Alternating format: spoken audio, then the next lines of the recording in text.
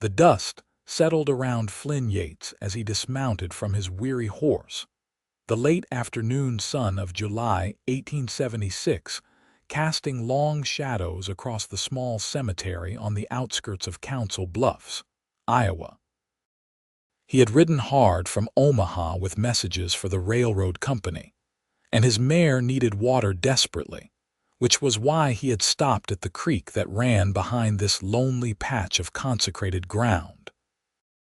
What he had not expected was to find a young woman kneeling between two freshly turned graves, her shoulders shaking with sobs that seemed to come from the very depths of her soul. Flynn stood there for a moment, his hat in his hands, uncertain whether to approach or leave her to her grief. The wind moved through the cottonwood trees overhead, and he could hear the creek babbling in the distance. The woman wore a simple black dress, dust-stained from travel, and her dark hair had come loose from its pins, hanging in waves down her back. She did not seem to notice him at all, lost completely in her mourning. He cleared his throat gently, not wanting to startle her, but she did not look up. Flynn walked closer, reading the names on the wooden markers. Sarah Nelson, beloved wife and mother, aged 42. Thomas Nelson, beloved husband and father, aged 45. Both had died on the same day, just 3 days prior. His heart clenched with sympathy as he realized this woman had lost both her parents at once. "Miss," he said softly, but she continued to weep. Her hands pressed against the earth as if she could somehow reach them beneath it. Flynn did not know what else to do, so he simply stood there. He planted his boots in the grass beside her and waited. The sun moved lower in the sky, painting everything gold and orange. His horse whinnied from where he had tied her near the creek, but Flynn did not move. This woman needed someone, even if that someone was a stranger who could offer nothing but his presence. Time passed slowly. Flynn watched the light change, watched the shadows lengthen. His legs grew tired, but he remained standing. He had nowhere particular to be tonight, no one waiting for him. The railroad messages could wait until morning. This seemed more important somehow, this silent vigil beside a grieving woman who had lost everything. Finally, after what must have been an hour, the woman's sobs began to quiet. Her breathing steadied, though he could still see her shoulders rising and falling with the effort of containing her pain.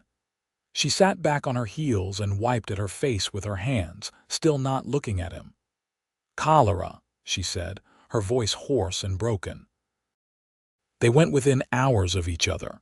I was in Omaha, working as a seamstress.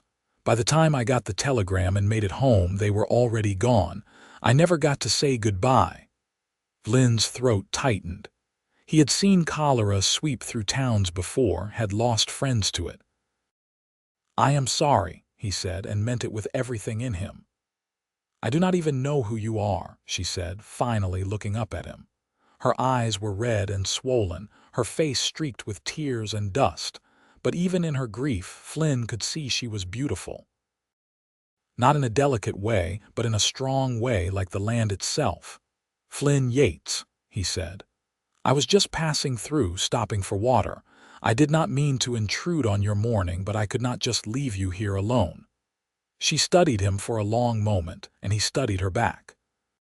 She looked to be in her early 20s, with dark eyes that held a depth of pain that made his chest ache. "Hannah Nelson," she said finally, "and I appreciate you staying. I know it must seem foolish, a grown woman weeping like a child, but they were all I had in this world." "It does not seem foolish at all," Flynn said. "Grief is not something to be ashamed of." Hannah pushed herself to her feet, swaying slightly. Flynn reached out instinctively to steady her, his hand on her elbow. She was shorter than he had expected, the top of her head barely reaching his shoulder. She pulled away gently and brushed the dirt from her dress. "I should go," she said. "It will be dark soon, and I have a long walk back to town." "You walked here?" Flynn asked, surprised. "I do not own a horse," Hannah said. "I spent all my money on the train ticket from Omaha. The funeral arrangements took the last of what my parents had saved. I have been staying at the boarding house, but I cannot afford another night there. I suppose I will have to find work quickly or sleep in the street." The words tumbled out matter-of-factly, as if she were simply stating the weather rather than describing her dire circumstances. Flynn felt something shift in his chest, a protective instinct he had not felt in years. "Let me give you a ride into town," he said. "My horse can carry us both that far." Hannah hesitated, propriety warring with practicality in her expression. Finally, she nodded. "Thank you. That is kind of you." They walked together to where Flynn's mare was drinking from the creek. He untied her and helped Hannah up onto the saddle before swinging up behind her. It was intimate, being this close to a woman he had just met, and Flynn was acutely aware of how she felt against him, how she smelled faintly of lavender despite the dust and grief. They rode slowly toward Council Bluffs as the sun set, painting the sky in shades of pink and purple. Hannah was quiet, and Flynn did not push her to talk. When they reached the edge of town, she directed him to the boarding house, a two-story building with peeling paint and a crooked sign. Flynn helped her down and stood there awkwardly, not wanting to leave her but not knowing what else to do. Hannah looked up at him, and for the first time since he had found her, something like a smile ghosted across her face. It was small and sad, but it was there. "Thank you, Flynn Yates," she said. "You did not have to stay with me, but I am glad you did. It helped, knowing someone cared enough to stand there, even if you are a stranger." "You are welcome, Hannah Nelson," he said. "And if you need anything at all, I will be at the Grand Hotel tonight. I have business here for a few days at least." She nodded and turned to go inside, but Flynn could not let her walk away like this. "Wait," he called out. "Have you eaten today?" Hannah paused and shook her head. "I have not had much appetite." "You still need to eat," Flynn said firmly. "Let me buy you supper. Nothing fancy, just something to keep your strength up." Hannah looked like she wanted to refuse, but her stomach chose that moment to growl audibly. A faint flush crept into her pale cheeks. "I suppose I could eat something," she admitted. They walked together to a small restaurant 2 blocks away, a modest place that served simple fare. Flynn ordered stew and bread for both of them, along with coffee. They sat at a table by the window, and as they ate, Hannah slowly began to talk.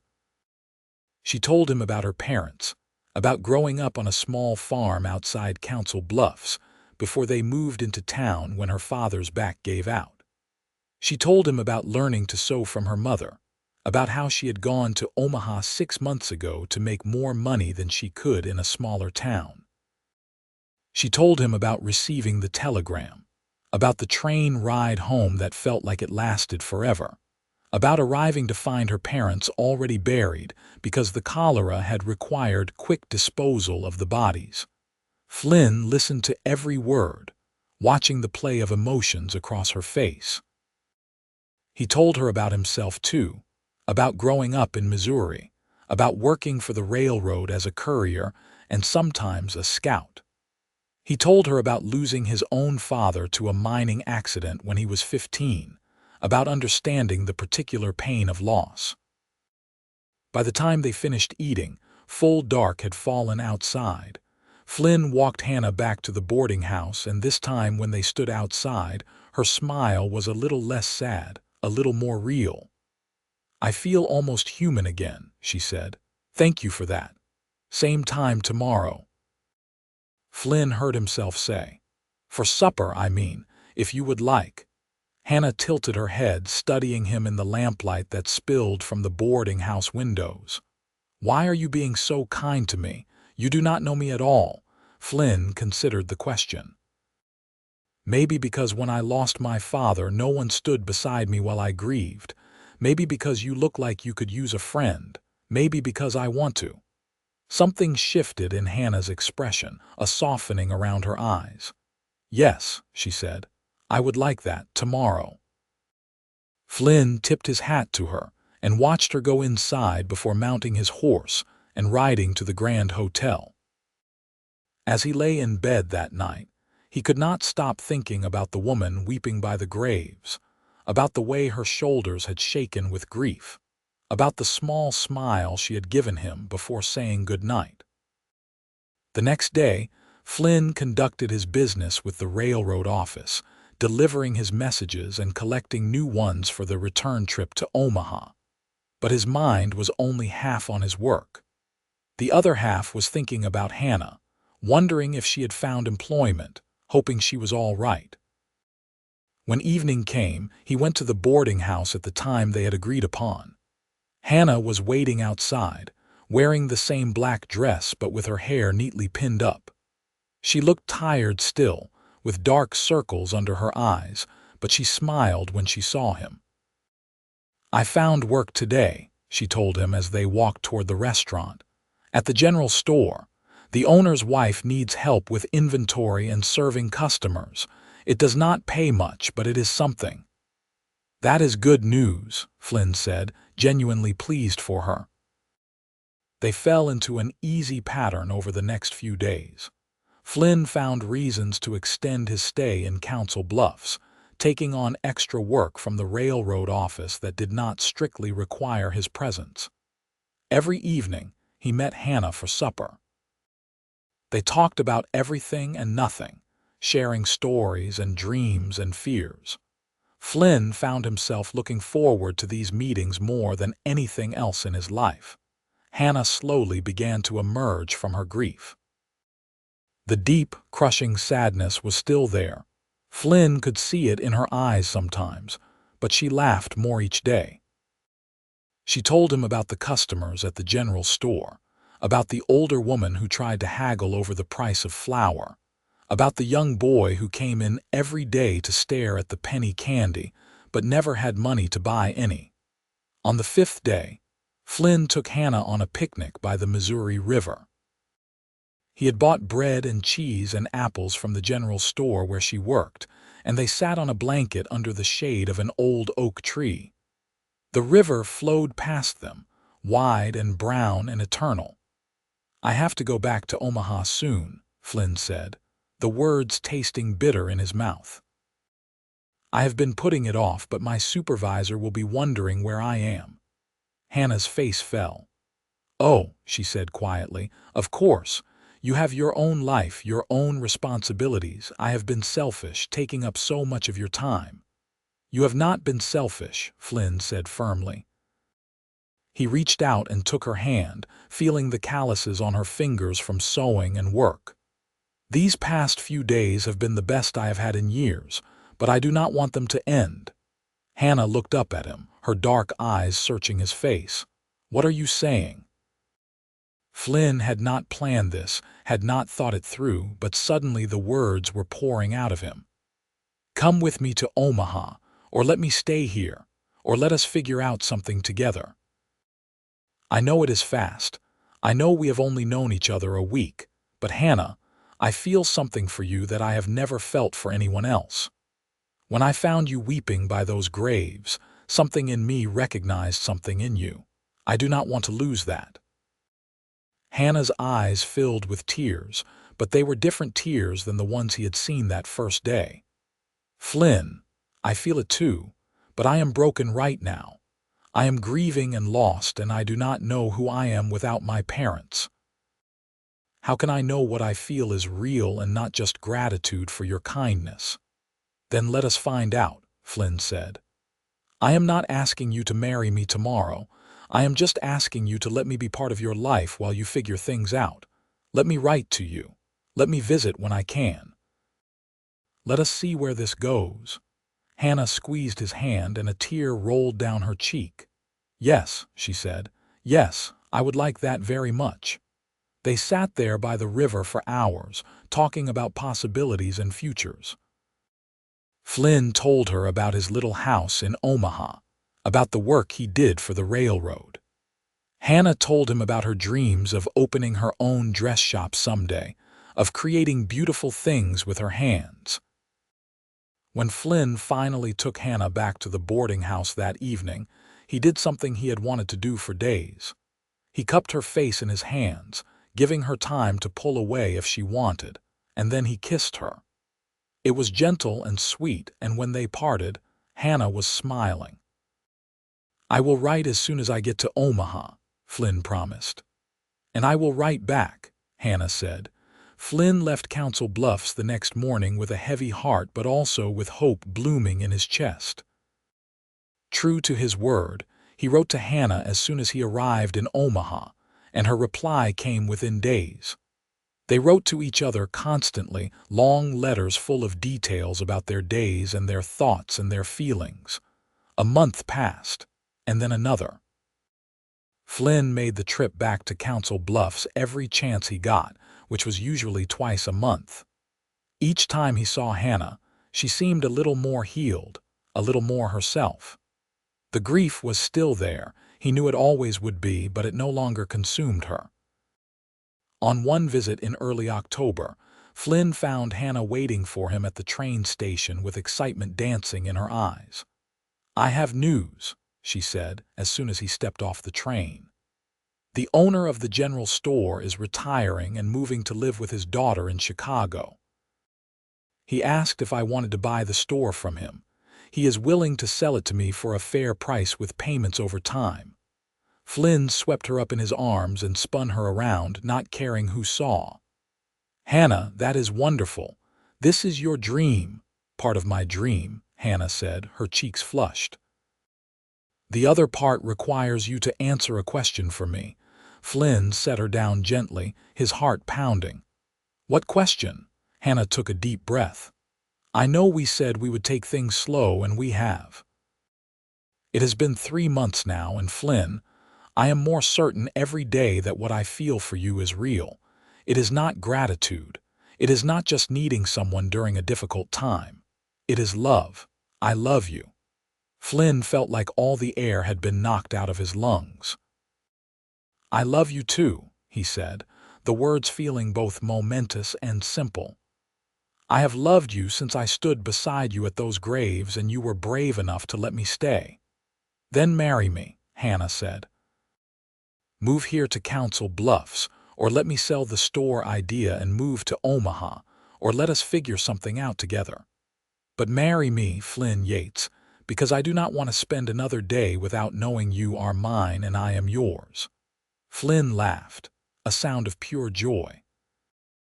"I thought I was supposed to be the one proposing." "This is 1876, Hannah said with a grin. "Women can propose too."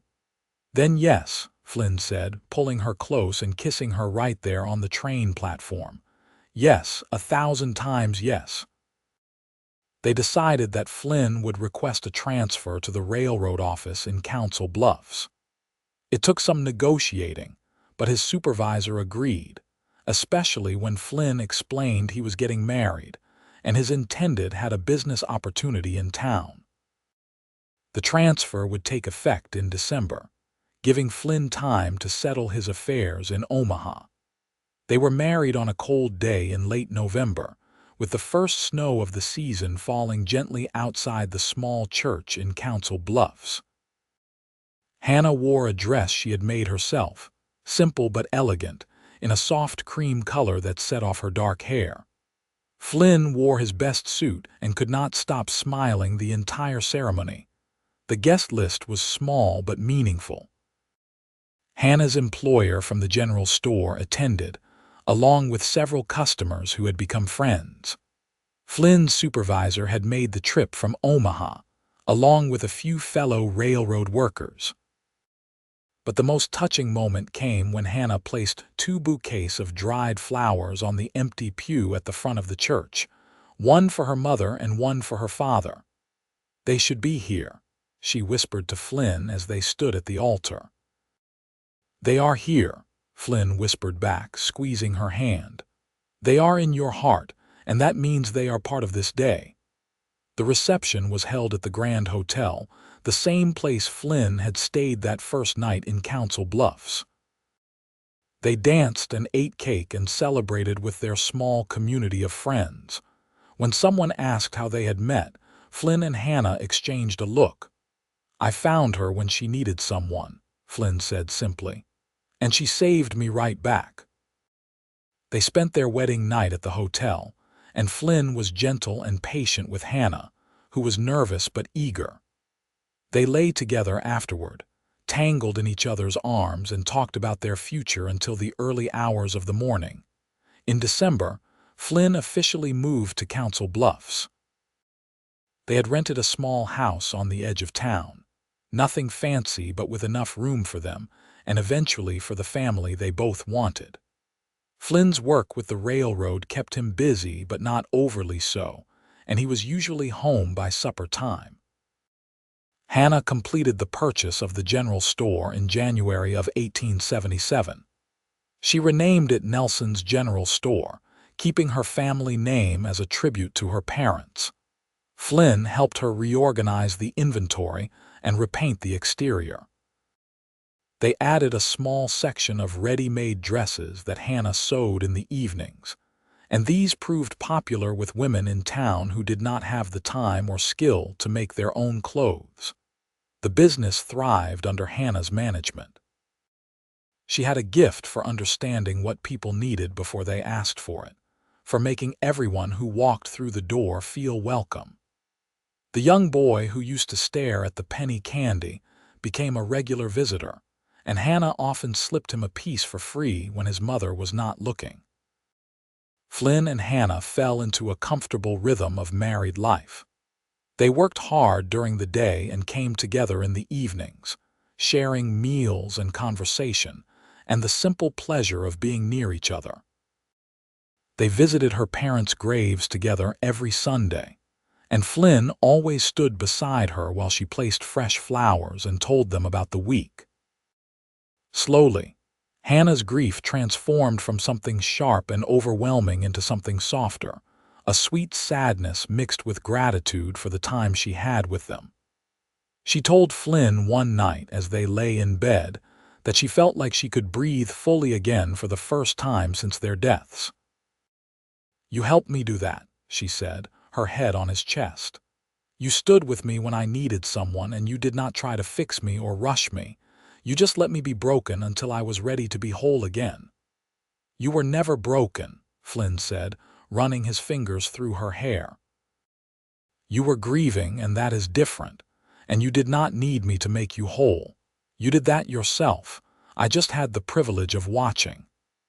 In the spring of 1877, Hannah discovered she was pregnant. They were both overjoyed and terrified in equal measure. Hannah worried about becoming a mother without her own mother to guide her, but Flynn reminded her that she had learned everything she needed from Sarah Nelson already. The pregnancy was not easy. Hannah was sick for the first few months, and the summer heat made her swell and ache. But Flynn was attentive and caring, taking over more of the work at the store and making sure she rested. He read to her in the evenings, everything from dime novels to poetry, his deep voice soothing her into sleep. In late October, Hannah went into labor. It was long and difficult, lasting nearly 20 hours. Flynn stayed by her side the entire time, holding her hand and wiping her brow, whispering encouragement when she was certain she could not go on. Finally, as the sun rose on a new day, their son came into the world. He was small but healthy, with a shock of dark hair and lungs that worked perfectly, as evidenced by his loud cries. Hannah held him against her chest, tears streaming down her face, and Flynn knelt beside the bed, touching his son's tiny hand with a sense of wonder. "What should we name him?" Hannah asked, exhausted but radiant. "Thomas," Flynn said without hesitation, "after your father, if that is all right with you." Hannah's face crumpled with emotion and she nodded. "Thomas Flynn Yates," she said. "It is perfect." Young Thomas was a happy baby, easy to please and quick to smile. Hannah proved to be a natural mother, despite her fears, and Flynn discovered he had depths of patience he never knew existed. They took turns walking the floor with Thomas when he was fussy, took turns changing his diapers and soothing his cries. The store remained successful, though Hannah cut back her hours to spend more time with Thomas. They hired a young woman named Margaret to help with the day-to-day operations, and she proved to be reliable and trustworthy. As Thomas grew, he became the light of their lives. His first word was "Mama," followed quickly by "Papa." His first steps were taken in the general store, much to the delight of the customers who had watched him grow. He was curious about everything, always getting into things he should not, and Flynn often said he had his mother's determination. When Thomas was 2 years old, Hannah became pregnant again. This pregnancy was easier than the first, and in the spring of 1880 they welcomed a daughter. They named her Sarah, after Hannah's mother, and she was the image of Hannah with the same dark eyes and hair. Flynn could not believe how full his life had become. He thought back to that day in July of 1876, when he had found Hannah weeping by her parents' graves. He had simply wanted to offer comfort to a stranger in pain. He could never have imagined that moment would lead to this. A wife he loved beyond measure, 2 beautiful children, a home filled with laughter and love. On their 5th wedding anniversary, Flynn took Hannah back to the cemetery where they had met. Thomas and Sarah were with Hannah's friend from church for the afternoon, giving them a few hours alone. They stood together by the graves of Sarah and Thomas Nelson, which Flynn had helped Hannah maintain over the years with fresh markers and careful landscaping. "Do you think they would be proud of me?" Hannah asked quietly. It was a question she had asked before, but Flynn never tired of answering it. "I know they would be," he said, wrapping his arm around her waist. "You have built a good life, Hannah. You have honored their memory by living fully, by finding joy even after loss. That takes courage." Hannah leaned into him. "I was so lost that day you found me. I did not think I would ever feel happy again. And now look at us. 2 children, a successful business, a home full of love. Sometimes I feel guilty for being this happy when they are gone." "They would want you to be happy," Flynn said firmly. "What parent would not want that for their child? You have not forgotten them. You carry them with you every day. I see your mother in the way you care for Sarah, in the way you run the store. I see your father in your strength, in your determination. They are part of everything good you do." Hannah turned to face him, reaching up to cup his face in her hands. "And you are part of everything good too. You stood beside me when I was at my lowest, and you have never stopped standing beside me. I love you, Flynn Yates." "I love you too, Hannah Yates," Flynn said, kissing her softly. They stood there for a while longer, holding each other in the place where their story had begun. The cottonwood trees rustled overhead and the creek babbled in the distance, the same sounds that had filled the air on that July day years ago. But everything else had changed. Hannah was no longer weeping. She was smiling. As the years passed, their family continued to grow. In 1882, Hannah gave birth to twin boys, which surprised and delighted them both. They named them James and John, and they were identical in appearance but opposite in temperament. James was quiet and thoughtful, while John was loud and adventurous. The house that had once seemed spacious now felt cramped with 4 children under the age of 7. Flynn and Hannah made the decision to build a larger home on a piece of property just outside town. Flynn worked with a local carpenter, and together they designed a house with enough bedrooms for all the children, a large kitchen where the family could gather, and a wide front porch where they could sit on summer evenings. The construction took nearly a year, but when it was finished in the spring of 1883, it was everything they had dreamed of. The children were thrilled with the space to run and play, and Hannah loved the big kitchen with its modern cook stove and ample counter space. Nelson's General Store continued to thrive. Margaret had become like family, and Hannah eventually made her a partner in the business. This allowed Hannah more flexibility with her time, letting her focus on the children when they needed her while still maintaining the store that had become a cornerstone of the community. Flynn had risen through the ranks at the railroad office and was now a supervisor himself, overseeing the couriers and scouts for the entire Council Bluffs region. The work paid well and was steady, providing security for their growing family. On Sundays, the entire family would dress in their best clothes and attend church together. Afterward, they would visit the cemetery, and the children would place flowers on their grandparents' graves while Hannah told them stories about Sarah and Thomas Nelson. Flynn watched these moments with a full heart, knowing that Hannah was keeping her parents alive in the memories and hearts of their grandchildren, who would never meet them. Thomas, the eldest, grew into a serious and intelligent boy who loved to read and learn. He would often sit in the store with Hannah, helping her with inventory and learning the business. Sarah was artistic and creative, always drawing or painting or making up elaborate stories. The twins were a handful, constantly getting into mischief together, but they were also fiercely loyal to each other and to their family. In 1885, when Hannah was 32 and Flynn was 34, they welcomed their fifth and final child, another daughter they named Grace. She was a surprise, coming 7 years after the twins, but she was welcomed with joy by the entire family. The older children doted on her, and Sarah in particular took on the role of little mother, helping Hannah care for the baby. Life settled into a beautiful pattern. The children grew and changed, each developing their own personalities and dreams. Thomas talked about becoming a lawyer. Sarah wanted to be an artist. James was fascinated by trains like his father. John wanted to be a cowboy and ride the range. And little Grace was still too young to know what she wanted but loved everything and everyone with abandon.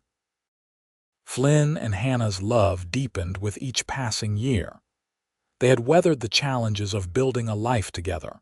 Sleepless nights with babies, financial worries, the normal disagreements and frustrations of marriage. But through it all, they remained committed to each other and to the promise they had made on that cold November day in 1876. On their 10th anniversary, Flynn surprised Hannah with a trip to Omaha, just the two of them. It was the first time they had been away from the children overnight since Grace had been born, and Hannah was nervous about leaving them. But Margaret agreed to stay at the house with the children, and Flynn insisted that they needed this time together. They stayed at the finest hotel in Omaha, a luxury they rarely indulged in. They had dinner at an elegant restaurant, attended a theater performance, and spent the night wrapped in each other's arms, talking and laughing like they had in those early days of courtship. "You ever regret it?"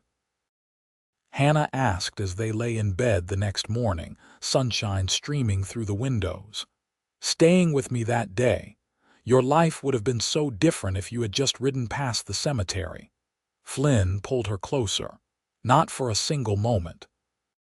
"Finding you was the best thing that ever happened to me. Everything good in my life stems from that day. Our children, our home, our life together, it all started because I could not bear to leave you alone in your grief." "I was ready to give up that day," Hannah admitted. "Not in any dramatic way, but I felt like the world had ended and I did not know how to go on. And then you were there, just standing beside me, not asking anything of me, just being present. It was exactly what I needed. And you gave me purpose," Flynn said. "I was just drifting through life, doing my job, existing but not really living. You changed that. You made me want to build something, to create a life worth living." They returned to Council Bluffs refreshed and even more committed to each other. The children tackled them with hugs and stories about what they had done while their parents were away, and the house felt warm and full and exactly right. As the children grew older, they began to find their own paths. Thomas did indeed study law, apprenticing with a lawyer in town before eventually going to law school in Chicago. Sarah developed her artistic talents and began selling her paintings, eventually opening a small gallery in Council Bluffs. James followed his father into railroad work, starting as a clerk and working his way up. John did become a cowboy of sorts, working on ranches in Wyoming and Montana, but always coming home for important family occasions. Grace, the baby, grew up surrounded by love and developed a generous spirit that led her to become a teacher.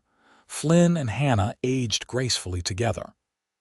Gray crept into their hair, lines appeared on their faces, but they remained as devoted to each other as they had been in those early days.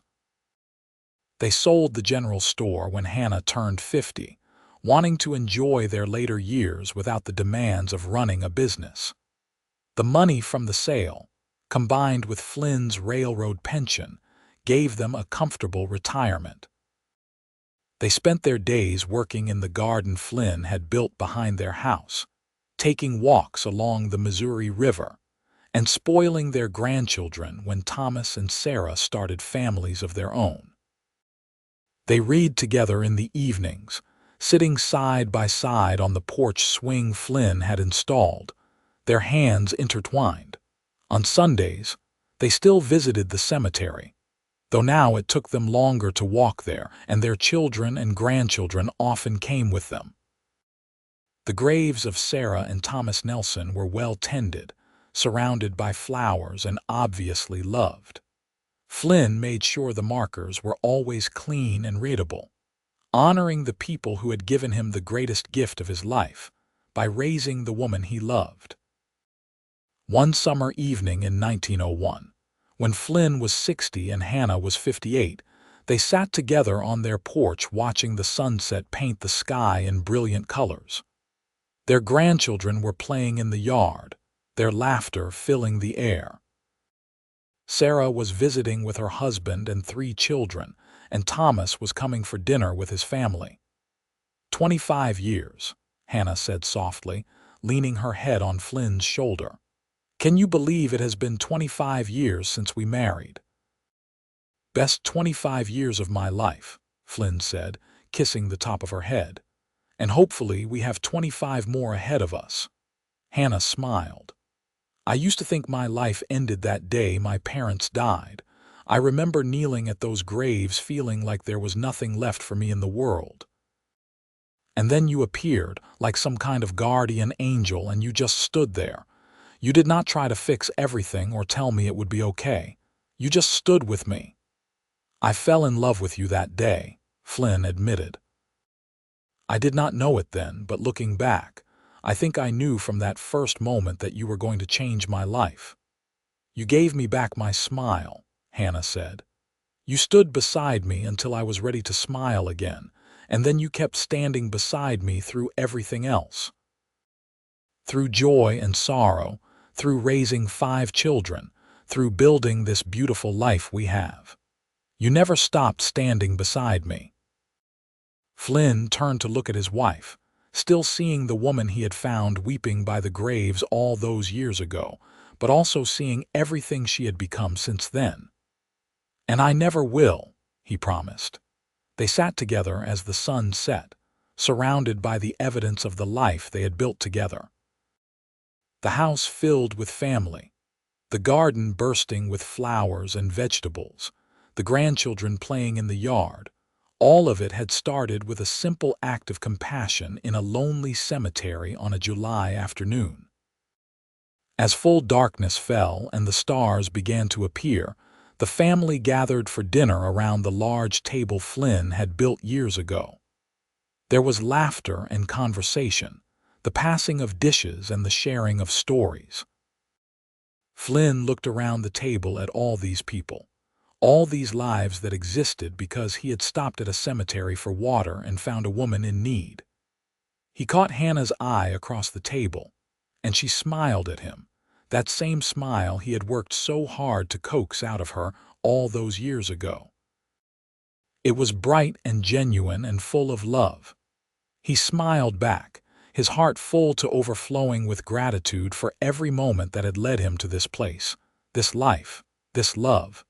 The years continued to pass in a gentle rhythm. Flynn and Hannah grew older together, their steps slower but their love unwavering. They celebrated birthdays and anniversaries, welcomed more grandchildren into the world, and mourned together when they lost friends from their younger days. In 1905, they celebrated their 30th wedding anniversary with a large party attended by family and friends from all over Iowa and beyond. All 5 of their children came home for the occasion, bringing spouses and children with them. The house was packed with people and noise and love, exactly the way Flynn and Hannah liked it. During the party, Thomas stood up to give a toast. He was now a successful lawyer in Chicago, but he still came home as often as he could. "To my parents," he said, raising his glass. "My mother once told me how they met, how my father found her at her lowest point and simply stood beside her until she was ready to face the world again.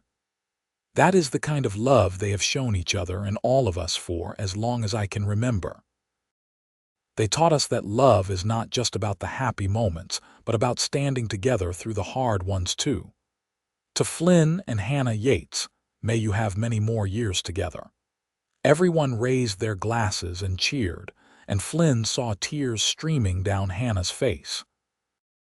Happy tears, though, the kind she cried often these days when surrounded by the family they had created together.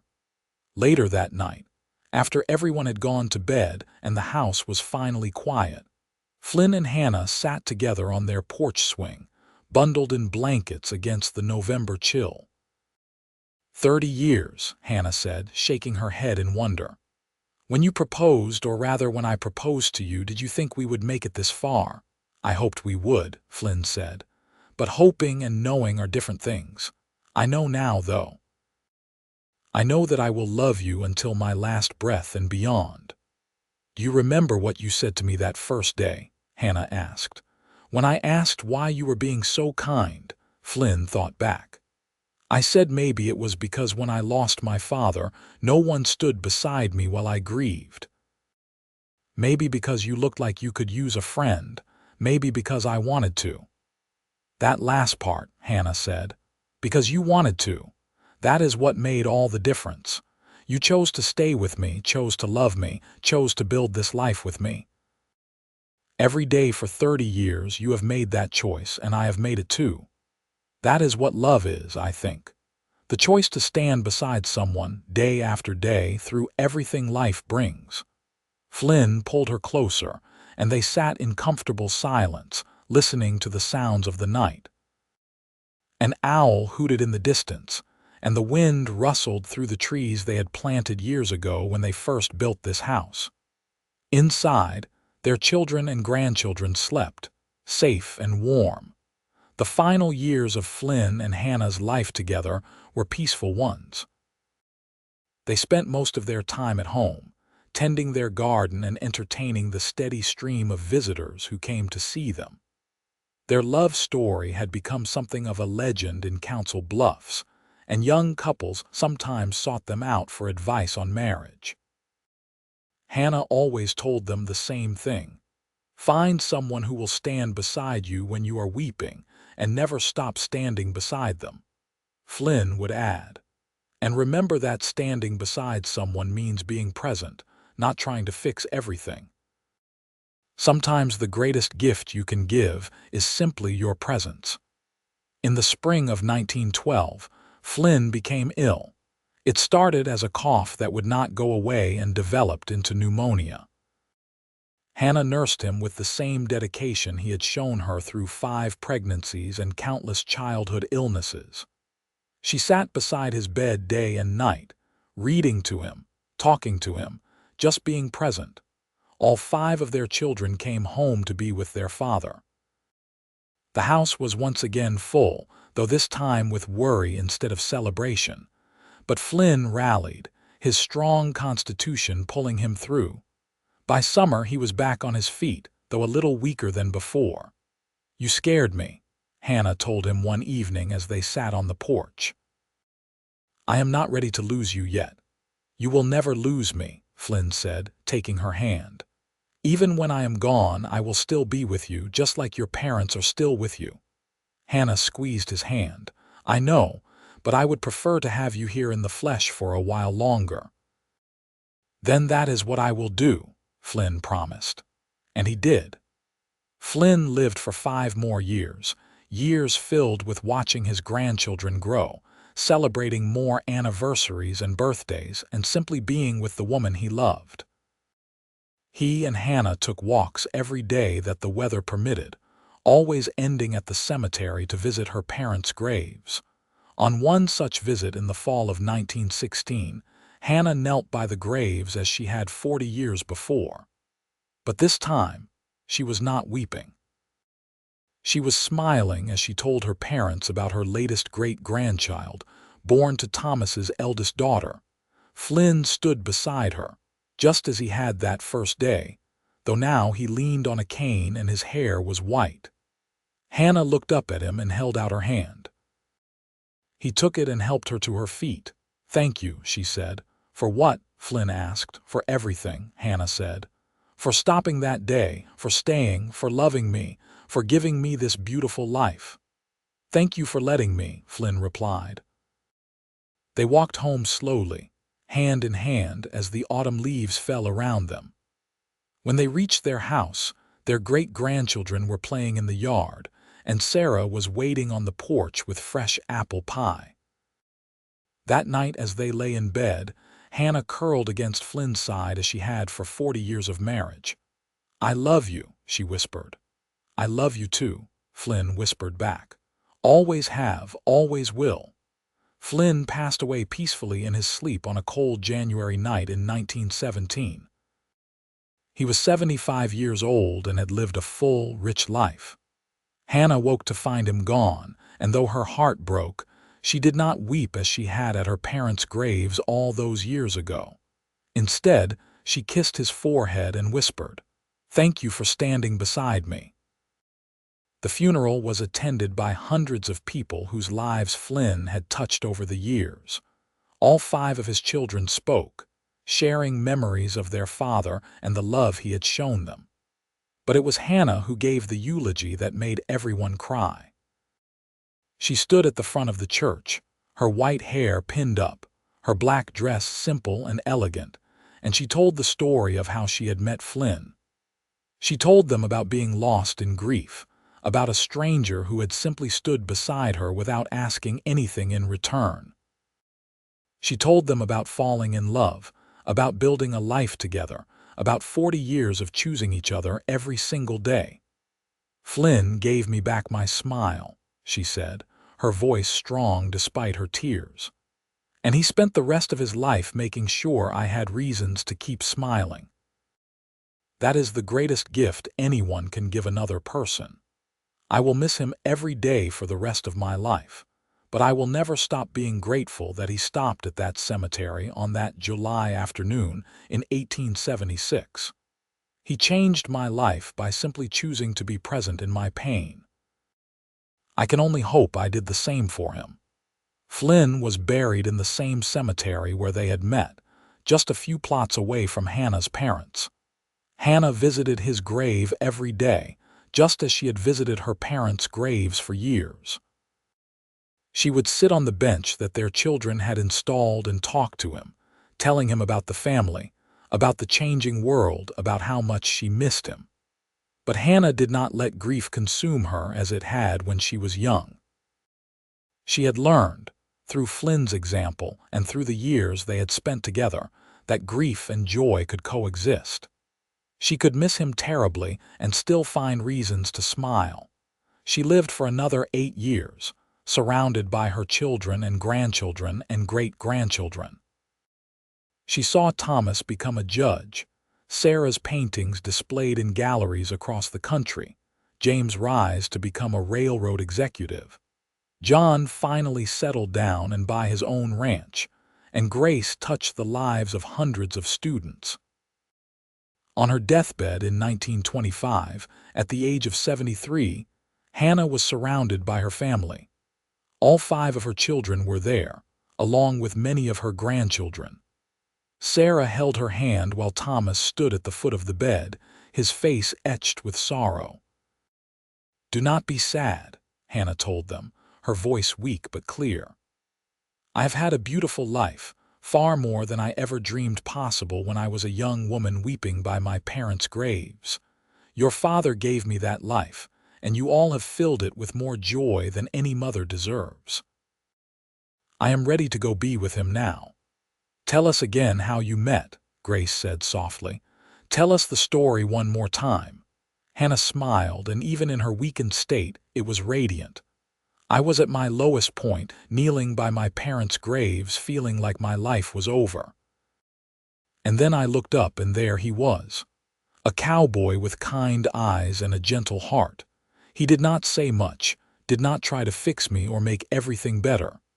He just stood beside me, hour after hour, until I was ready to face the world again. And then he kept standing beside me for the rest of our lives together.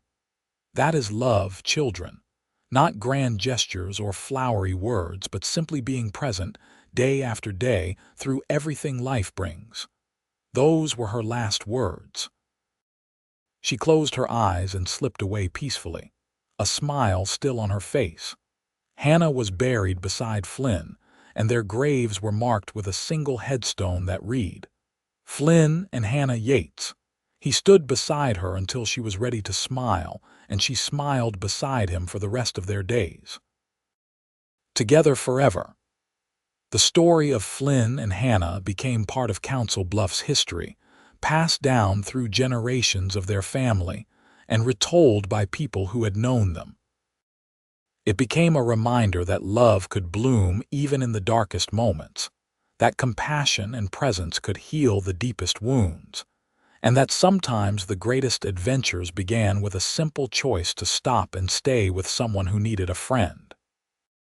Their children and grandchildren continued to visit the cemetery every Sunday, placing flowers on the graves and telling the younger generations about the cowboy who found a woman weeping and chose to stand beside her until she was ready to smile again. And in that way, Flynn and Hannah's love story never truly ended. It lived on in the hearts and lives of everyone they had touched, a testament to the power of choosing love day after day, year after year, until the very end. The house they had built together remained in the family for generations, each new occupant adding their own memories while honoring the love that had first filled those walls. The general store, though eventually sold outside the family, kept its name in tribute to Hannah and her parents. The community they had helped build continued to thrive, shaped by the values they had embodied: compassion, perseverance, and the simple but profound act of standing beside those in need. And sometimes, on quiet summer evenings, people walking past the cemetery claimed they could see 2 figures sitting on the bench by the Yates graves, hand in hand, watching the sunset together. Whether it was real or just a trick of the light, it gave comfort to those who saw it, a reminder that true love never really dies.